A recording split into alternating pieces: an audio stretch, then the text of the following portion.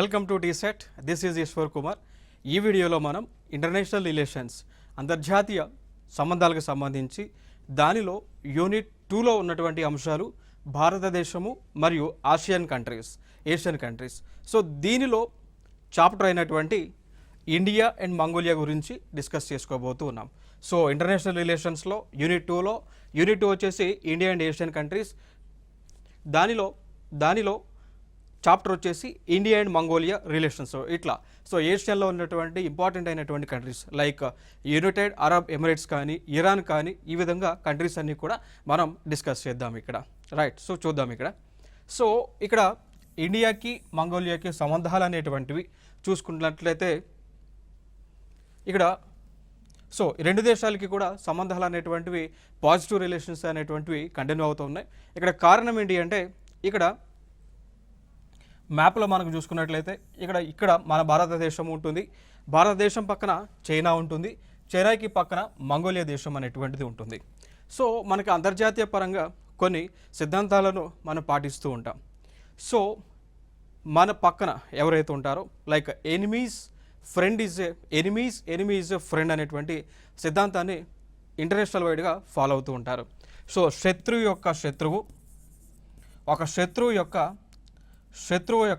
శత్రువు మిత్రుడు అవుతాడనే అనేటువంటి ఒక సిద్ధాంతం ఏదైతే ఉందో, అంటే లైక్ ఇప్పుడు ఫర్ ఎగ్జాంపుల్గా తీసుకుంటే ఇండియా చైనాకి రిలేషన్స్ అనేటువంటివి పాజిటివ్గా అయితే ఉండవు, జనరల్గా అయితే ఉండవు. ఇక్కడ చైనాకి మంగోలియా దేశానికి ఆ రిలేషన్షిప్స్ అనేటువంటివి అయితే పాజిటివ్గా అయితే లేవు. సో ఇక్కడ చైనాకి మంగోలియాకి ఇష్యూస్ లేవు, లైక్ నెగిటివిటీ ఉంది. ఇండియాకి చైనాకి నెగిటివిటీ ఉంది. అందుకోసం మనం ఏం చేస్తాము ఉన్నామంటే మన భారతదేశం ఎక్కువగా మంగోలియాతో ఫ్రెండ్షిప్ ఎక్కువగా చేస్తూ ఉన్నాం. ఎందుకు అంటే చైనా ఎప్పటికీ కూడా భారతదేశానికి థ్రెట్గానే మిగులుతున్నటువంటి దేశం. ఆ సందర్భాన ఏదైనా అన్వాంటెడ్ ఇష్యూస్ కనుక భవిష్యత్తులో జరిగితే మనకి సహాయం చేయడానికి మంగోలియా ఉంటుంది అనేటువంటి ఉద్దేశంతో మన యొక్క ఫ్రెండ్షిప్ అనేటువంటిది చిరస్థాయిగా మనం కంటిన్యూ చేస్తూనే ఉన్నామండి. సో మ్యాప్లో చూస్తే మంగోలియా ఇక్కడ ఈ ప్రాంతంలో ఉంటుంది, ఇక్కడ ఇండియా ఇక్కడ ఉంటుంది. సో మంగోలియాకి సరిహద్దు దేశాలుగా మనం చూసుకున్నట్లయితే ఇక్కడ ఉత్తరాన రష్యా ఉంది. నార్థరన్ సైడ్ పైన ఈ ప్రాంతం అంతా కూడా రష్యా ఉంటుంది. కింద ప్రాంతం సౌత్ ప్రాంతం అంటే దక్షిణ ప్రాంతం అంతా కూడా చైనా ఉంటా ఉంది. సో మంగోలియా అనేటువంటి ఒక దేశం రెండు పెద్ద దేశాలకు మధ్య ఉన్నటువంటి దేశం. కిందకు వస్తేనేమో చైనా, పైకి వస్తేనేమో రష్యా అనేటువంటి దేశం ఉండటం జరిగింది. ఇంకొక అంశం ఏంటి అంటే ఈ మంగోలియా అనేటువంటిది ల్యాండ్ లాక్డ్ కంట్రీ అండి. ల్యాండ్ లాక్డ్ కంట్రీ మంగోలియా అనేటువంటిది ఏంటి అంటే ల్యాండ్ లాక్డ్ కంట్రీ. సో సముద్రము లేనటువంటి దేశము, పూర్తిగా ల్యాండ్ లాక్ అయింది. దాన్ని భూ పరివేష్టిత దేశంగా పిలుస్తూ ఉంటాం. ఇంకా దాని తర్వాత ఫర్దర్గా మనం మాట్లాడాల్సి వస్తే రెండు దేశాల మధ్య కూడా కామన్నెస్ అయితే ఉంది. రెండు దేశాల మధ్య కూడా ఈ యొక్క చారిత్రక నేపథ్యం ఉంది, కామన్నెస్ అనేటువంటిది ఉంది. ఏంటి ఆ కామన్నెస్ అంటే బుద్ధిజం అండి. సో భారతదేశంలో ఉన్నటువంటి బుద్ధిజం ఏదైతే ఉందో ఆ బుద్ధిజం అనేటువంటిది మంగోలియా దేశానికి కూడా విస్తరించడం జరిగింది. సో అట్లా రెండు ప్రాంతాల మధ్య బుద్ధిజం అనేటువంటిది ఒక బ్రిడ్జ్ రిలేషన్గా ఉండటం జరిగింది. ఇదొక ఇంపార్టెంట్ ఏరియా ఇక్కడ. ఇక దాని తర్వాత రెండు దేశాల మధ్య దౌత్య సంబంధాలు అనేటువంటివి ఎప్పుడు మొదలైనాయి? రెండు దేశాల మధ్య దౌత్య సంబంధాలు అనేటువంటివి ఎప్పుడు మొదలైనాయి చూసుకుంటే 1955లో అండి. సో 1955 సంవత్సరం నుంచి కూడా ఇండియాకి మంగోలియాకి మధ్య దౌత్య సంబంధాలు అనేటువంటివి కంటిన్యూ అయి ఉన్నాయి. సో దానిలో భాగంగా మనం స్ట్రాటజిక్ పార్ట్నర్షిప్ అగ్రిమెంట్ అనేటువంటిది చేసుకోవడం జరిగింది. సో స్ట్రాటజిక్ పార్ట్నర్షిప్ అగ్రిమెంట్ అనేటువంటిది చేసుకున్నాం. సో దాని తర్వాత ఇంకా ఫర్దర్గా అప్పటి నుంచి కూడా రెండు దేశాలకి ఎకనామిక్ టైస్ అనేటువంటివి ఉన్నాయి, డిప్లొమాటిక్ టైస్ అనేటువంటివి ఉన్నాయి, గూడ్స్ ఎక్స్పోర్ట్స్ ఇంపోర్ట్స్ అనేవి కూడా జరుగుతూ ఉన్నాయి. సో ఇంకొక అంశం, ఇటీవల 2015లో prime minister of India Mongolia దేశానికి విజిట్ చేయడం జరిగింది. సో ఇటీవల కాలంలో మంగోలియా దేశాన్ని విజిట్ చేసినటువంటి ప్రైమ్ మినిస్టర్గా మోడీ గారు ఉన్నారు. ఇది ఒక ఇంపార్టెంట్ అంశం. ఇక దాని తర్వాత ఫర్దర్గా మనం మాట్లాడుకోవాల్సి వస్తే ఈ మంగోలియా దేశం అనేటువంటిది ఈ మంగోలియా దేశం అనేటువంటిది భారతదేశానికి ఎన్నో విధాలుగా ఇంటర్నేషనల్ ప్లాట్ఫామ్స్ పైన సహాయం అనేటువంటిది చేస్తూ ఉంది. సో అవసరమున్న సమయంలో ఈ మంగోలియా దేశం అనేటువంటిది భారతదేశానికి సహాయం అందిస్తూ ఉంది, సపోర్ట్ చేస్తూ ఉంది. ఏ విధంగా సపోర్ట్ చేస్తూ ఉంది అంటే, మన భారతదేశం యునైటెడ్ నేషన్స్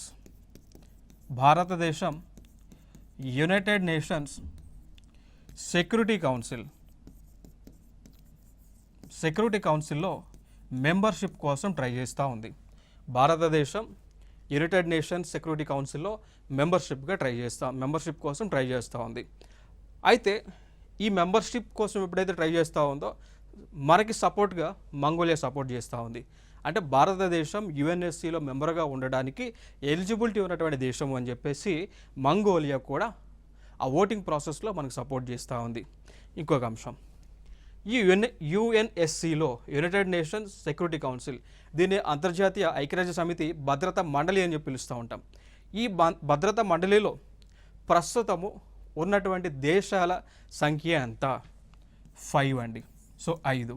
సో దీనిలో ఉన్నటువంటి దేశాల సంఖ్య 5. మరి ఏ దేశాలు దీనిలో సభ్యులుగా ఉన్నాయి అంటే, 1 చైనా,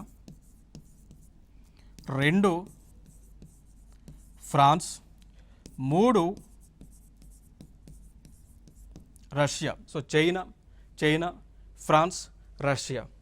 దాని తర్వాత యునైటెడ్ కింగ్డమ్, దాని తర్వాత యుఎస్ఏ. సో ఈ 5 దేశాలను ఏమంటాము? పర్మనెంట్ 5, P5 కంట్రీస్ అంటాం. ఈ 5 దేశాలే భద్రతా మండలిలో సభ్యులుగా ఉన్నాయి. ఓకేనా? దీనిలో మెంబర్షిప్ కోసం భారత ప్రభుత్వం ట్రై చేస్తూ ఉంది, మంగోలియా సపోర్ట్ చేస్తూ ఉంది. సో భారత ప్రభుత్వం ఈ కూటమిలోకి ఎంటర్ అవ్వడానికి ట్రై చేస్తూ ఉంటే ఇండియాని అపోజ్ చేస్తున్నటువంటి దేశం చైనా. సో చైనా వ్యతిరేకిస్తూ ఉంది. మిగిలినటువంటి దేశాలు భారతదేశం యొక్క ఉండటానికి సపోర్ట్ చేస్తూ ఉన్నాయి. ఇంకో అంశం ఏంటి అంటే, ఈ చైనాకి యుఎన్ఎస్సిలో మెంబర్షిప్ రావడానికి ప్రధానమైనటువంటి కారణం భారతదేశమే. ఆనాడు యుఎన్ఎస్సిలో మెంబర్షిప్ కోసం ఆ కాలంలో లైక్ 1950స్లో ఈ ఐక్యరాజ్య సమితి ఏర్పాటైంది. 1945లో ఐక్యరాజ్య సమితి అనేటువంటిది ఏర్పాటైంది. 1945లో అక్టోబర్ 24న ఏర్పాటు అవ్వడం జరిగింది. సో ఆ సమయంలో యుఎన్ఎస్సి భద్రతా మండలి అనేటువంటిది ఏర్పాటు చేసుకున్నారు. ఆ ఏర్పాటు చేసుకున్నప్పుడు ఇక గ్లోబల్ లీడర్స్ అనేటువంటి వారు ఇండియాని అడిగారు, మీరు యుఎన్ఎస్సిలో మెంబర్గా ఉండండి అని రిక్వెస్ట్ చేస్తే మన ఇండియన్ గవర్నమెంట్ వద్దు అని చెప్పేసి చైనా వాళ్ళు ఉంటారు, ఏషియా నుంచి రిప్రజెంటేషన్గా చైనా వాళ్ళు ఉంటారని చెప్పేసి అప్పుడు చెప్పారు. సో అప్పుడు చైనాకి మెంబర్షిప్ అయితే రావడం జరిగింది.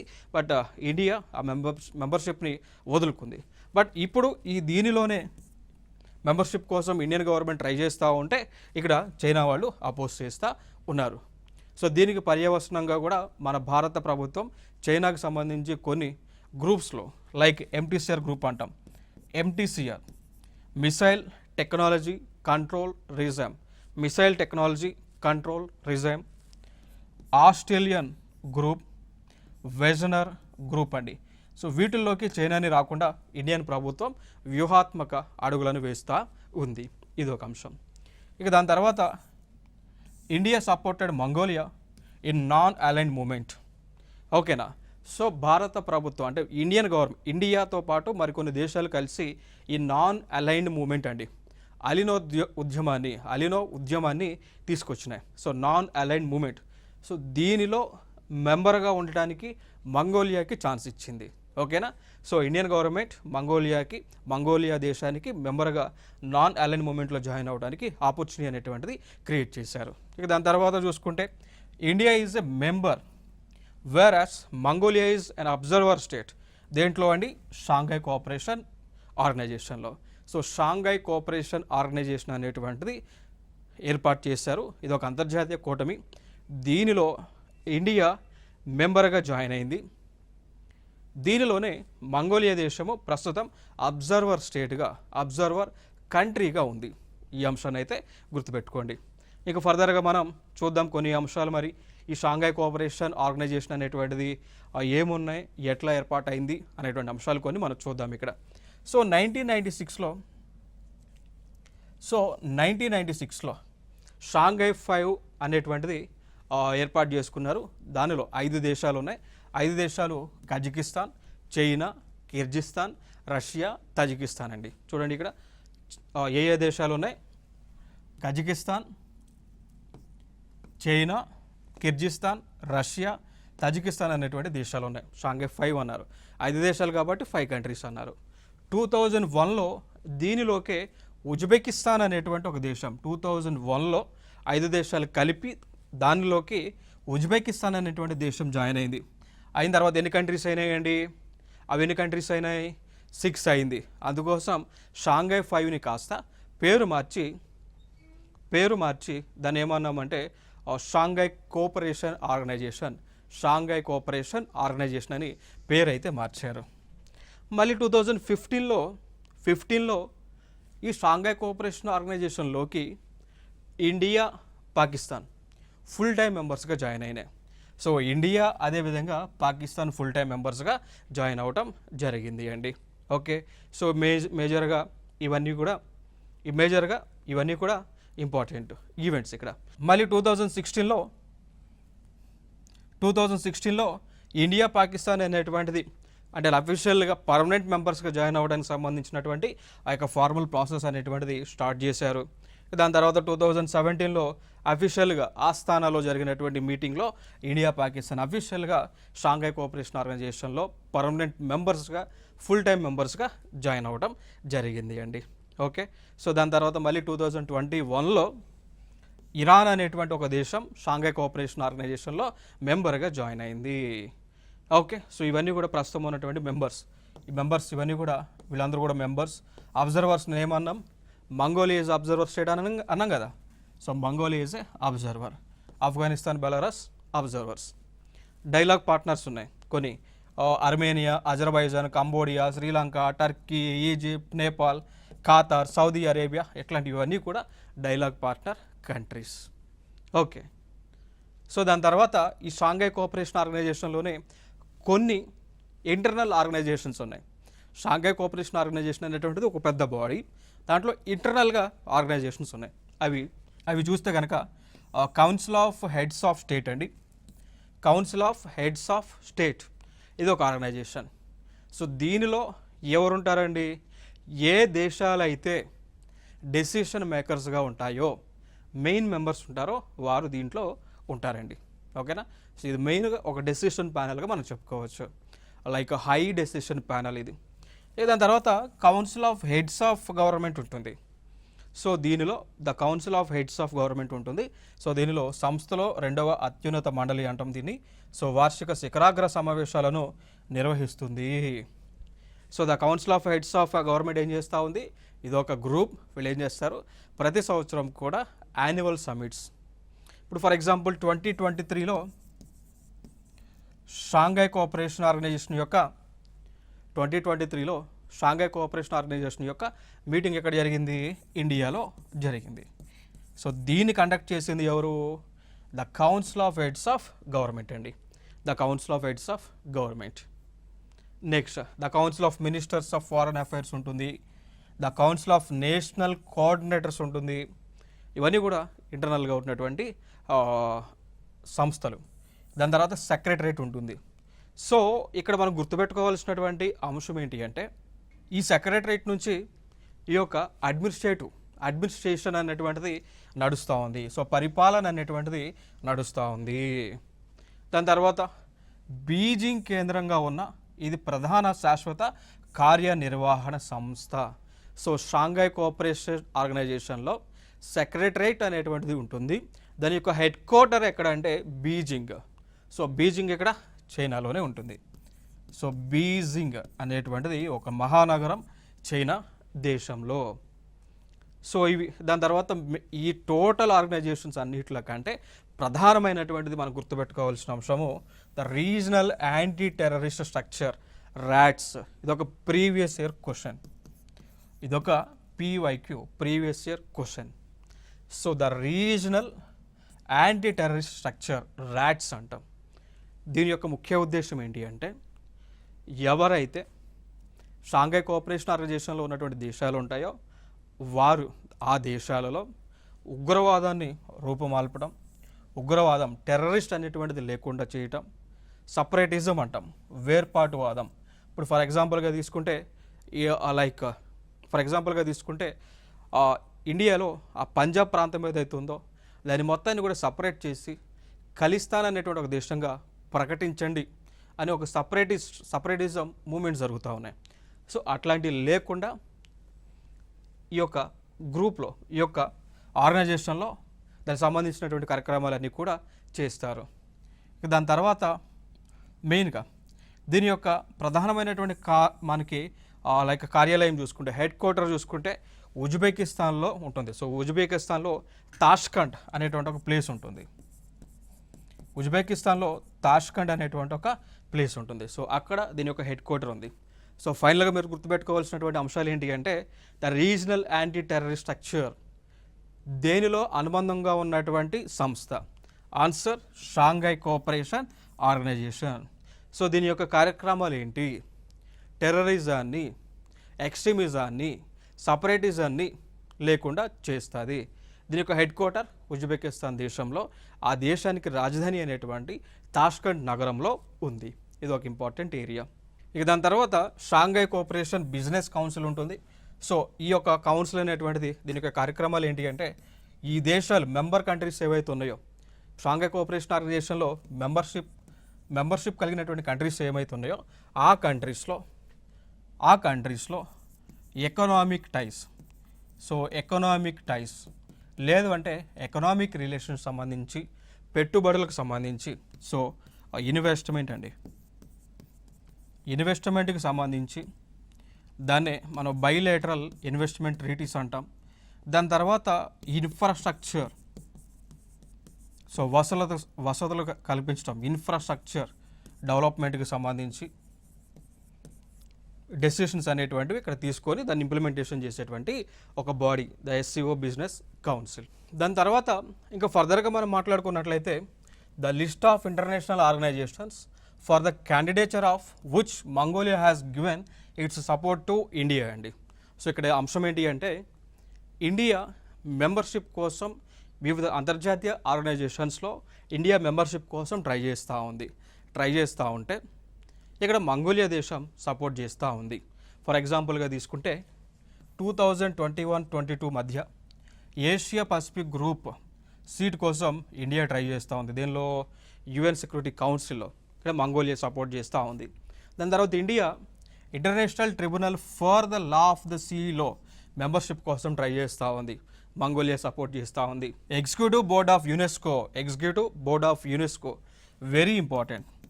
సో దీనిలో ఇండియా మెంబర్షిప్ కోసం ట్రై చేస్తూ ఉంది. సో ఇక్కడ ఇండియా మెంబర్షిప్ కోసం ట్రై చేస్తూ ఉంటే మంగోలియా సపోర్ట్ చేస్తూ ఉంది. So very important organisation.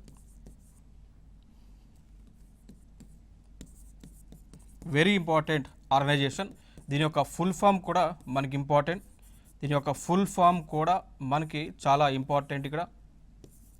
So మీరు చూసుకున్నట్లయితే ఫుల్ ఫామ్ అనేటువంటిది చూడవచ్చు. United nations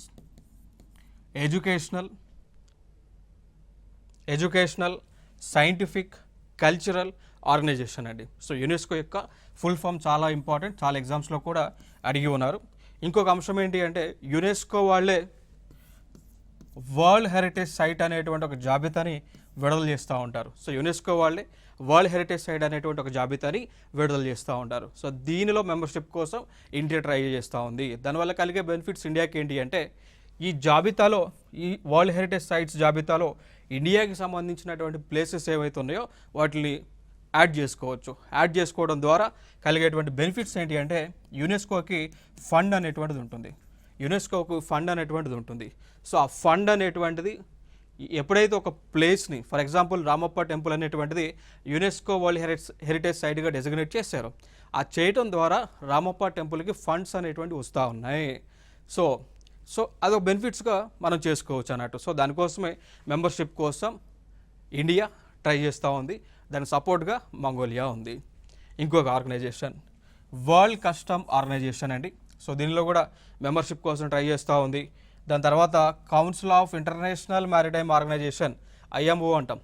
international maritime organisation, so ఐఎంఓలో కూడా మెంబర్షిప్ కోసం ట్రై చేస్తున్నాం. Advisory committee membership election for human rights council అండి. సో అంతర్జాతీయ పరంగా హ్యూమన్ రైట్స్ కౌన్సిల్ అనేటువంటిది ఉంది. సో దానిలో మెంబర్షిప్ కోసం లైక్ అడ్వైజరీ కమిటీలో మెంబర్షిప్ కోసం ఇండియన్ గవర్నమెంట్ ట్రై చేస్తూ ఉంది. International court of justice, so దీనికోసం. Next third group of international civil aviation organisation అంటాం, దాన్నే ఐసీఏఓ అంటాం. సో ఐసీఏఓలో కూడా మెంబర్షిప్ కోసం భారత ప్రభుత్వం ట్రై చేస్తూ ఉంది. దాని తర్వాత వరల్డ్ యాంటీ డోపింగ్ ఏజెన్సీలో, వరల్డ్ కస్టమ్ ఆర్గనైజేషన్లో ఇండియన్ గవర్నమెంట్ మెంబర్షిప్ కోసం ట్రై చేస్తూ ఉంటే ప్రతిసారి కూడా మంగోలియా సపోర్ట్ చేస్తూ వస్తూనే ఉంది. మేజర్గా అవి ఇంపార్టెంట్. ఇక దాని తర్వాత డిఫెన్స్ కోఆపరేషన్ పరంగా మనం చూసుకున్నట్లయితే నొమాడిక్ ఎలిఫెంట్ అనేటువంటిది ఈ యొక్క మిలిటరీ ఎక్సర్సైజ్ని నిర్వహిస్తూ ఉన్నారు. Nomadic elephant very important. Nomadic elephant. So ఇటీవల కాలంలో నొమాడిక్ ఎలిఫెంట్ అనేటువంటిది ఎక్కడ జరిగింది, ఎప్పుడు జరిగింది? జూలై 17 నుంచి జూలై 31 మధ్య 2024లో జరిగింది. సో జరిగినటువంటి ప్లేస్ ఎక్కడో తెలుసా? మంగోలియా దేశంలో ఉలాన్ బాతార్, మంగోలియా దేశంలో ఉలాన్ బాతార్ అనేటువంటి ఒక రాజధాని ఏదైతే ఉంటుందో అక్కడ జరిగింది. క్లియర్ కదా? So very important. Previous year question కూడా. క్వశ్చన్ ఏంటి అంటే ఈ నొమాడిక్ ఎలిఫెంట్ అనేటువంటి ఆ విన్యాసం ఏ రెండు దేశాల మధ్య జరిగింది అనేటువంటిది క్వశ్చన్ గతంలో అడగటం జరిగింది. సో ఇండియా అండ్ మంగోలియా మధ్య జరిగింది. క్లియర్ కదా? సో ఎక్కడ జరిగింది? ఉలాన్ బాతార్లో జరిగింది, మంగోలియా యొక్క రాజధానిలో. ఎప్పుడు? జూలై 17 నుంచి జూలై 31, 2024లో. దీనివల్ల కలిగేటువంటి బెనిఫిట్స్ ఏంటి అండి? భారతదేశానికి చెందినటువంటి ఈ యొక్క మిలిటరీ టెక్నాలజీ ఏదైతే ఉందో, సో మిలిటరీ టాక్టిక్స్ ఏవైతే ఉన్నాయో అవి ఆ దేశానికి మనం నేర్పిస్తాం.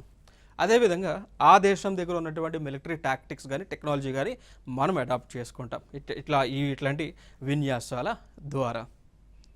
నెక్స్ట్ అంశం, ఇంకొక సైనిక విన్యాసం చూసుకుంటే ఇంపార్టెంట్ అయినటువంటిది కాన్క్వెస్ట్ అంటామండి. కాన్క్వెస్ట్ అంటాం.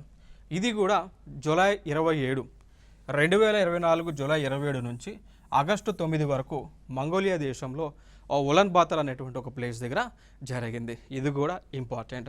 మీరు ఇక్కడ చూడవచ్చు, ఇక్కడ conquest is multinational piece keeping exercise. So జరిగినటువంటి ప్లేస్ చూస్తే మంగోలియాలోనే. సో ఫైనల్గా మీరు గుర్తుపెట్టుకోవాల్సినవి లైక్ నొమాడిక్ ఎలిఫెంట్ అయినా కాన్క్వెస్ట్ అయినా ఈ రెండు విన్యాసాలు కూడా జరిగినటువంటి ప్లేస్ మంగోలియాలోనే జరిగినాయి, భారతదేశంలో జరగలేదు. సో రెండు కూడా ఆగస్టు జూలై ప్రాంతాల్లోనే జరిగినాయి. క్లియర్ కదా? సో ఫైనల్గా గుర్తుపెట్టుకోండి అంశాలు రెండు ప్రధానంగా. నొమాడిక్ ఎలిఫెంట్లో ఏ దేశాలు ఉన్నాయి, కాన్క్వెస్ట్లో ఏ దేశాలు ఉన్నాయో గుర్తుపెట్టుకోండి. ఇవన్నీ కూడా మ్యాచ్ ది ఫాలోయింగ్లో అడుగుతూ ఉన్నారు. లైక్ ఇప్పుడు గతంలో కూడా మనం చూస్తున్నాం గ్రూప్ 1 ప్రిలిమ్స్ క్వశ్చన్స్లో మ్యాచ్ ది ఫాలోయింగ్లో అడిగారండి. గతంలో మనం చూస్తున్నాం ఆల్రెడీ కూడా. లైక్ దానిలో అడిగినటువంటివి మ్యాచ్ ది ఫాలోయింగ్లోనే అడిగారు. లైక్ వింబెక్స్ ఏ రెండు దేశాల మధ్య జరిగింది అండి, సింబెక్స్ ఏ దేశాలు పాల్గొన్నాయని, మలాబార్ ఏ దేశాలు పాల్గొన్నాయని అడిగారు, సూర్యకిరణ్ ఏ దేశాలు పాల్గొన్నాయని అడిగారు, యుద్ధాభ్యాస్ ఏ దేశాలు పాల్గొన్నాయో అడిగారు. దాని తర్వాత వజ్రప్రహార్ ఏ దేశాలు పాల్గొన్నాయో అడగటం జరిగింది అండి. రైట్? సో అడగటం జరిగింది. సో ఫర్ ఎగ్జాంపుల్ తీసుకుంటే ఈ వింబెక్స్లో ఇండియా వియత్నాం పాల్గొన్నాయి. సింబెక్స్లో సింగపూర్ పాల్గొంది. సింగపూర్. మలాబార్లో చూసుకుంటే 4 దేశాలు పాల్గొన్నాయి, India, USA, Japan and Australia పాల్గొన్నాయి. సూర్యకిరణ్లో చూసుకుంటే ఇండియా, నేపాల్ పాల్గొన్నాయి. యుద్ధాభ్యాస్లో చూసుకుంటే ఇండియా, యుఎస్ఏ పాల్గొంది, ఇండియా యుఎస్ఏ పాల్గొంది. అండ్ వజ్ర ప్రహార్ చూసుకుంటే ఇండియా యుఎస్ఏ, సో ఈ దేశాలన్నీ కూడా పాల్గొనడం జరిగింది. ఇవన్నీ కూడా మ్యాచ్ ది ఫాలోయింగ్లు అడిగారు. So very important. దీనికి అడిషనల్గా ఆ నొమాడిక్ ఎలిఫెంట్ కూడా అడిగారు. సో దాని తర్వాత కల్చరల్ రిలేషన్స్లో భాగంగా మనం చూసుకున్నట్లయితే ఇక్కడ ఇండియన్ గవర్నమెంట్కి సంబంధించినటువంటి ఒక మినిస్ట్రీ, కేంద్ర సాంస్కృతిక శాఖ. సో మినిస్ట్రీ ఆఫ్ కల్చర్ అంటాం. సో మినిస్ట్రీ ఆఫ్ కల్చర్ వాళ్ళు ఇండియన్ గవర్నమెంట్ చెందినటువంటిది. 2022 సంవత్సరంలో మంగోలియా దేశానికి ఒక కమిట్మెంట్ ఇచ్చారు. ఆ కమిట్మెంట్ ఏంటి అంటే మంగోలియా దేశానికి చెందినటువంటి ఆ దేశంలో ప్రాచీనమైనటువంటి గ్రంథాలు, వాటి పేరే మంగోలియన్ కంజూర్ అంటారు. మీరు ఇక్కడ ఇమేజ్లో మీరు చూడవచ్చు మంగోలియన్ కంజూర్. ఇప్పుడు మన భారతదేశంలో లైక్ ఎపిక్స్, రామాయణ కానీ, మహాభారత కానీ, వేదాలు కానీ, ఉపనిషత్తులు కానీ ఏ విధంగా ఉన్నాయో అట్లా ఆ దేశంలో ఈ కంజూర్ అనేటువంటివి ఉన్నాయి. సో అవి ఎప్పుడు పురాతనమైనటువంటివి. సో వాటిని వెలకతీసి భారత ప్రభుత్వం ఏమన్నది అంటే వాటి మొత్తాన్ని కూడా మీరు మాకు ఇస్తే మేము దాన్ని డిజిటలైజ్ చేస్తాము. ఇప్పుడు మన దగ్గర ఏ విధంగా మనకు ఆన్లైన్ కంటెంట్ దొరుకుతూ ఉందో, వేదాలు కానీ మహాభారతం ఇవన్నీ కూడా డిజిటల్ ఫార్మేట్లో దొరుకుతూ ఉన్నాయో, అదేవిధంగా ఈ గ్రంథాలన్నింటిని కూడా డిజిటల్ ఫార్మేట్లో మార్చి మీకు ఫ్రీగా ఇస్తాము అని ఇండియన్ గవర్నమెంట్ చెప్పడం జరిగింది. క్లియర్ కదా? సో ఇది దానికి సంబంధించిన మిషన్ కూడా ఉంది. అదే నేషనల్ మిషన్ ఫర్ మనుస్క్రిప్ట్స్ అండి. So national mission for manuscripts కింద మంగోలియా దేశానికి చెందినటువంటి కంజూర్ అనేటువంటి గ్రంథాలని డిజిటల్ ఫార్మేట్లోకి ఎన్ని గ్రంథాలు, దాదాపు 108 వాల్యూమ్స్ అండి. 108 వాల్యూమ్స్ని డిజిటల్ ఫార్మేట్లోకి మార్చి వాళ్ళకి ఫ్రీగా మనం ఇస్తాము అని 2022లో వాళ్ళకి చెప్పడం జరిగింది. ఇది ఒక ఇంపార్టెంట్ ఏరియాస్. ఇక్కడ చూడవచ్చు మీరు, ఇక్కడ మంగోలియన్ కంజూర్ గ్రంథాలు ఇవన్నీ కూడా, ఇది వాల్యూమ్ 3 అనమాట.